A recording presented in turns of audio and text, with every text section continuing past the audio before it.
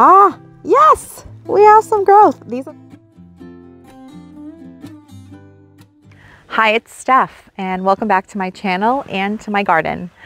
Today is a chilly spring morning, but at least it's not raining. In the spring, it's always difficult as a gardener because the weather should be warm, but it's not yet warm. And in fact, it's been quite chilly and very rainy so far this year. So anytime that there's a little bit of sunshine, I just want to run outside and get as much done as possible. I'm sure many of you can relate.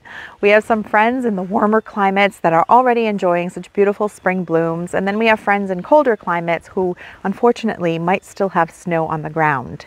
So it's just a really difficult time of year because we really do want to get out and do things in our gardens after a long winter, but there's still a little bit of waiting that we have to do in order to enjoy full days out in the yard. So today I thought that I would do a garden style vlog. Yeah, we'll just do a little bit of this and a little bit of that. I have these miniature daffodils that I actually planted over here last year. I had gotten these to put in some spring containers, and then when they were done, I tucked them into this woodland bed.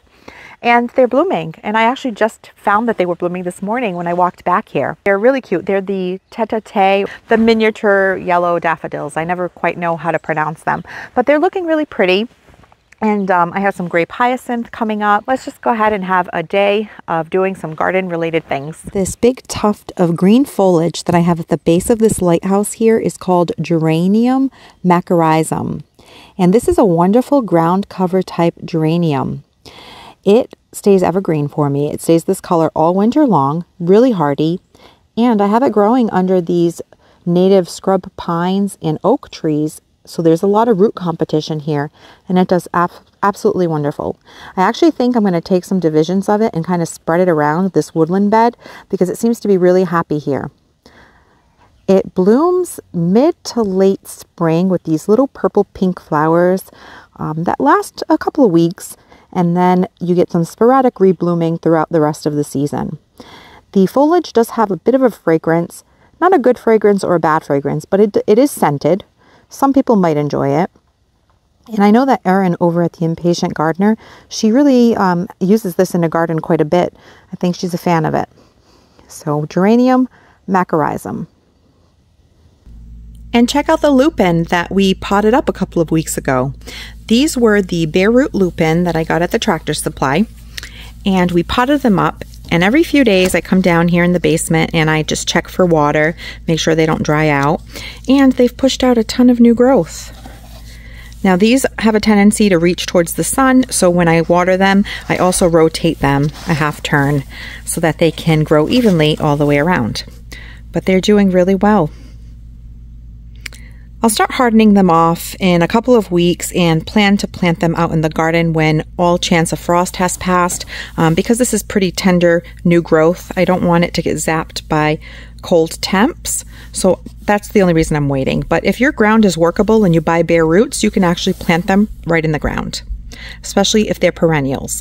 But if they're tropical annuals, you do have to wait on that until your last frost date. And we have some growth on the cannas.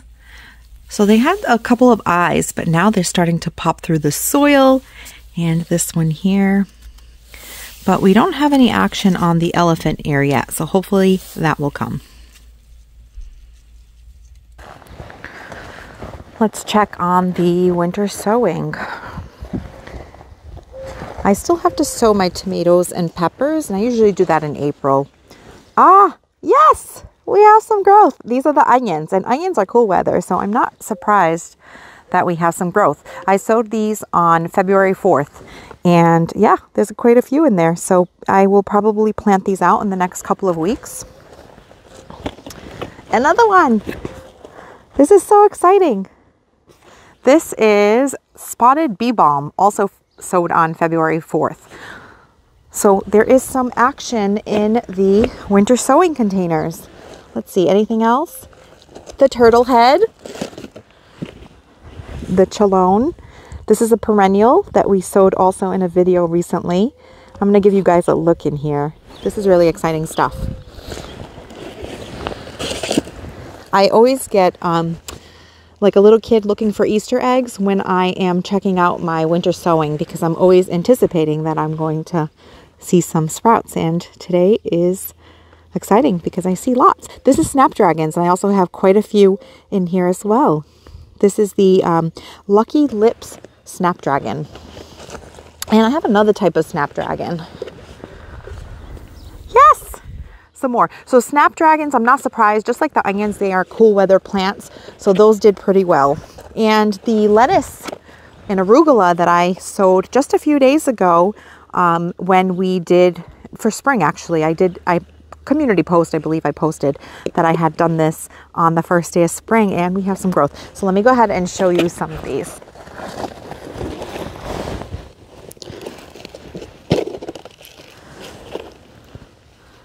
So this is the mesclun and arugula. So this side is the arugula. So that's doing really well. It's a little dry. Now these containers, they don't let in quite as much water. So I'm going to go ahead and give this a drink, but they look great. I absolutely love being outside this time of year when you hear the birds. I actually heard the mourning dove a little while ago. It's just so peaceful. Should probably check on the other one as well.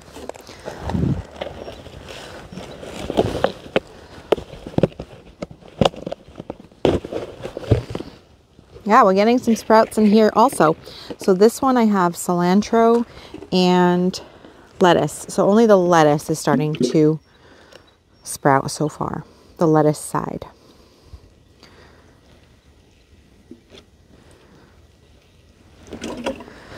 Sometimes it happens with winter sowing, especially when you live in a warmer climate, that you do have to periodically, especially if you haven't gotten rain, check on them. We have gotten a ton of rain, so mine are borderline a little too wet, with the exception of these containers that, like I said, they don't let a whole lot of water in.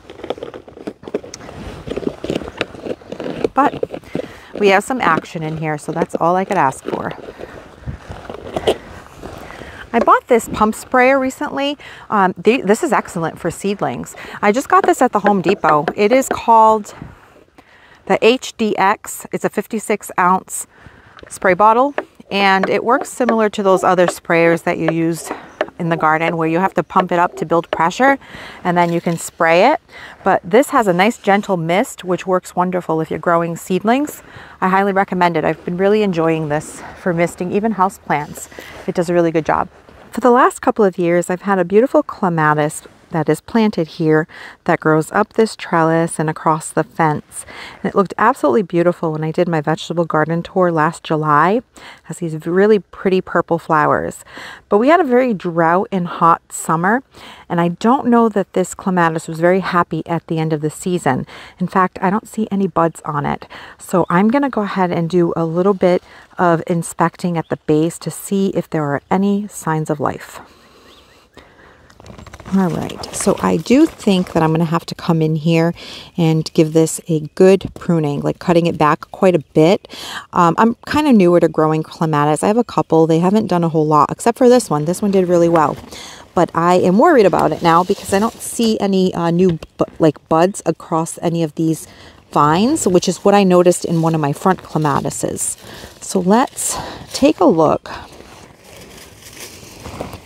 Oh, whoa, I see a green shoot hiding back here. Do you see it? Right through there? That has to be a good sign, right? Okay, I don't want to risk anything happening to this. I do have to come in here and prune, but because I see a green shoot, that is good enough for me for now. And I'm gonna cover it back up so it can stay warm. See that? That's awesome. All right, that makes me happy. There's a little bit of sign of life, so I'll take it. Well, my vegetable garden is looking a bit of a mess at the moment, but in the next couple of weeks, I do have to do some work in here. The soil level in my beds get a little bit low, and that happens over time. Just from growing vegetables in them and from pulling things out, you tend to lose a bit of soil. So every year, I tend to add a few bags of composted manure. I really like to use the black cow compost, so I will go ahead and pick up a few bags and get that done in the next few weeks because I want to plant some spring veggies. Now, I've already started the arugula and cilantro and some lettuce in those rotisserie chicken containers a few weeks back. But now I also want to direct sow some snap peas, which do really well in cool weather and grow really well being direct sown. So I plan on growing these up the trellis, the snap peas. So I'm going to do that, some radishes, some kale. So really exciting time of year. But also the garlic that I planted for the first time last fall is growing, so that's exciting. I bought 2 large heads of our organic garlic. You're supposed to buy organic variety if you're going to use store garlic as your garlic starts. And I planted them here, and now I just have to wait until July to harvest them. And I will take you along and show you the results when the time comes on my first experience growing garlic. I'm not sure what to expect, but we'll wait and see. And the things that I overwintered in these garden beds last fall look to be doing well. In fact, the heuchera is doing a whole lot better than the ones that I have planted near the shed that something ate. So they are in this, garden that's fenced off, so they're protected and they're doing well, which is good because I have always heard that heuchera can be evergreen, but I have not had great luck growing heuchera. I'm still learning. But again, these, because they're protected, are doing well. And my boxwood, so these are, they're Green Mountain boxwood that I bought on clearance last fall, and I'm overwintering them here. And I've been kind of thinking about where I want to put them, and I think I've come up with a spot, maybe. So let me show you. And this is where I'm planning to put the boxwood. Here on either side of my shed, I think they would look really nice in the front as some evergreen interest. I'm also going to prune them into a ball shape, so I think it would provide a really interesting looking structure plant in the front of these beds. And I have 6 altogether, so I would put 3 on this side and 3 on that side. I currently don't have any evergreen interest in these 2 beds, so I think that would make a great addition. This spring, we're planning on working on the outline of our Japanese maple garden over to the left here, and we have a lot of these cobblestones that aren't permanently placed yet. So I'm hoping that I can talk George into helping me extend these beds about a foot or 2, probably 2, so that I would have the room to place my boxwood in the front here. Now, the reason I think boxwood will work, there's 2 reasons. One, boxwood is an evergreen that can do well in sun as well as part shade. And in this area, I have both of those scenarios. On the left side here, I have full sun, and on the right side here, because I have this magnolia planted, it becomes a part shade bed. So for that reason, I think that the boxwood would be a good choice because it would get both part sun and hopefully grow at the same rate. The other reason I think that they would be a good option for this back area is because they're deer resistant. And because I have a lot of deer in my garden, back here would be a problem for me. So I think that they would work well in this area for that reason as well. In this bed here, I have 3 little lime hydrangeas, and I think that right in front of the little lime hydrangeas would look really nice to have that contrast of the shiny evergreen foliage of the boxwood backed by the hydrangeas. I think it'll look really pretty. And on this side, I'm still working on this bed a little bit, but I think it would look great. So that's what I plan on doing with those boxwoods that I am overwintering. And here we have the 2023 edition of Steph's Home Nursery. So this area here is usually my holding ground for any plants that I haven't planted out in the garden yet. And every fall, I usually clear out the collection that I have sitting here by either planting them out in the garden if I have a place for them, or I overwinter them in my raised vegetable garden beds. But I've already started a collection for 2023, and this happens. By fall, they're gone. By spring, we have a new set of plants waiting to be planted. And when I do my box store videos, when I head over to Home Depot and Lowe's to share what they have in stock with you, I inevitably always pick up a couple of things. And I really can't resist when it comes to evergreens. They're one of my favorite things to plant in the garden. And living here in the Northeast is such an important component of the winter garden. So for that reason, I usually grab a few. And so here I have a couple of the creeping juniper all gold which is a really pretty yellow color, and I'll be planting these out in a couple of weeks, and I'll be sure to share that with you. I have my Alberta spruce that I've been overwintering for 2 years now, but I have a fun project planned for that this spring. A whipcord arborvitae that I recently picked up that I really love. I think it has a really interesting shape. It almost looks like a crazy head of hair. And then of course, the gold mop cypress that I'm always a fan of, and some those are sea green junipers that I am also going to plant in the same spot that I'm going to put these creeping juniper all gold. So I just love the combination of evergreens. When you have a variety of the green, the yellow, and the blue, it just offers a lot of interest in the winter garden, and I'm a huge fan. So yeah, so I'm going to work on getting these planted out in the next couple of weeks. And then this is just my winter containers that I created back in December. They last quite a long time, and I took them off of the front porch because I have my spring bulb pots out there now, and I put them back here, but I couldn't get myself to take them apart because they still look really nice.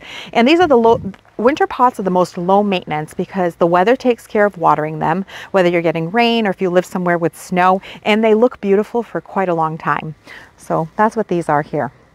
But let me show you what my front pots look like for the spring. I'm going to grab my Gorilla Cart and take some of these pots that I've been overwintering that I want to place on my front porch, and I'm going to get those put out there as well.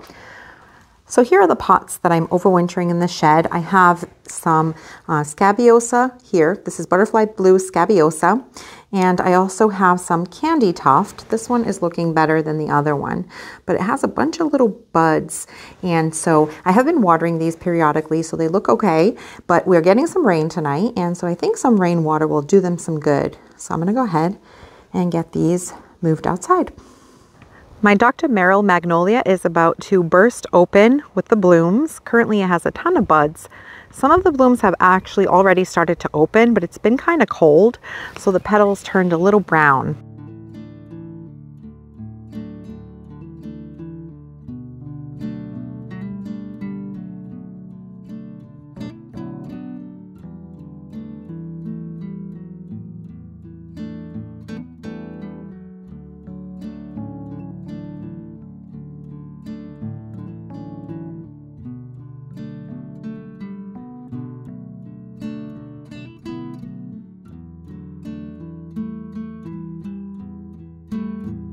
Well, here's how it turned out. And so this year I decided to do a grouping of pots of spring blooming bulbs. And I was inspired to do this by Klaus Dalby. He has an Instagram and a YouTube, and every spring he has the most beautiful display of spring blooming bulbs in these mass groupings of containers. And it is really stunning, such a sight to see. And I thought that I would try something like that on a much smaller scale. So I went ahead and I gathered all of my containers that I had that were sort of coordinating. And back in February, I went ahead and I potted up all of the spring blooming bulbs that I had bought in the fall. Now, when I bought them in the fall, I did keep them in the refrigerator because spring blooming bulbs need a good period of cold in order for them to perform best. And so what I did was I potted them all up and I placed them out here. So they've been out here for just over a month now, and they have some great growth going on. And probably by the end of April, beginning of May, we'll have a really beautiful spring display. Well, at least I hope I have a beautiful spring display. That is, if the deer don't get to my pots first. So in order to try to prevent that, I did go ahead and spray them with some invisible fence deer and rabbit, but I'm also going to try using these wireless deer fence spikes in the containers in hopes that they will also keep the deer away. They've become quite brazen around here, and they will walk up to my porch and eat things from the containers. So I will go ahead and put a link to this wireless deer fence below. I still am in the testing phases, but if it's something that you're interested in looking into, I'll put the link in the description of the video below. I just stopped at the library because I had some books to drop off. I also donated some seeds to their seed exchange program. And I picked up these 2 books because if you've been around my channel for a while, you know that deer are a constant nemesis in my garden. So I thought that this would be a cool read. It's called Deer Resistant Design by Karen Chapman. And so I'll go ahead and take a look at that, and then I can give you an update once I've had a chance to review it. And then I also grabbed this one, which is called Garden Style by Penelope Hobhouse, via a recommendation of a friend, Sue, over at Moxie Garden. She has a channel here on YouTube, a beautiful channel that you can check out. And so I'm excited to take a look at these. I'm trying to incorporate a few more garden rooms into my garden over time. So I thought I'd start reading some of these books to get some ideas. Well, any day spent outside is a good day in my book, but it's getting cold again and it's about to start raining, so I'm gonna head in and make some dinner. But hopefully over the next several weeks, it'll start feeling more spring-like where you are and here, and we can start planting some more things into our gardens. Thank you for spending your time with me, and I'll catch you in the next one. Thanks for watching this video. If you liked it, please hit the thumbs up button, and please consider subscribing so you don't miss any of my future videos, and we'll see you soon.